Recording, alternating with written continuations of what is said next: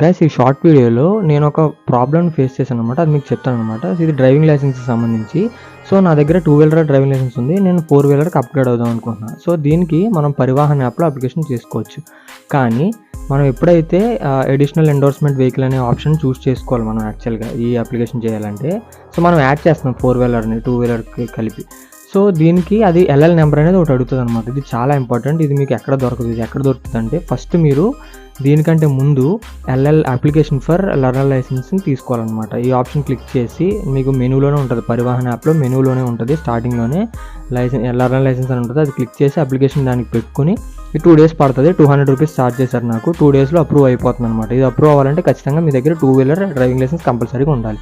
So ఇది approve అయిపోయిన తర్వాత మనం డైరెక్ట్గా అడిషనల్ ఎండోర్స్మెంట్ ఆఫ్ వెహికల్ ఇంకొక ఆప్షన్ చూస్ చేసుకుని ఇంకొక అప్లికేషన్ పెట్టుకోవాలి. ఇది దేనికంటే 4 వీలర్కి అనమాట.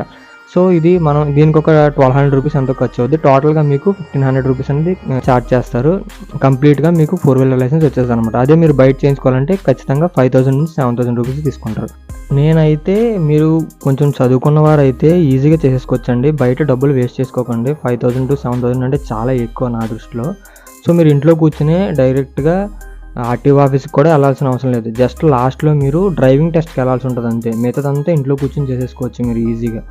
సో ఇదనమాట. ఈ ప్రాసెస్ చాలా ఈజీగా అయిపోతుంది. మీరు ఈజీగా చేసుకోవచ్చు అనమాట. మీకు అర్థమైపోతుంది అప్లికేషన్ ఎలా చేయాలో. చాలా వీడియోస్ కూడా ఉన్నాయి యూట్యూబ్లో, ఒకసారి చూడండి.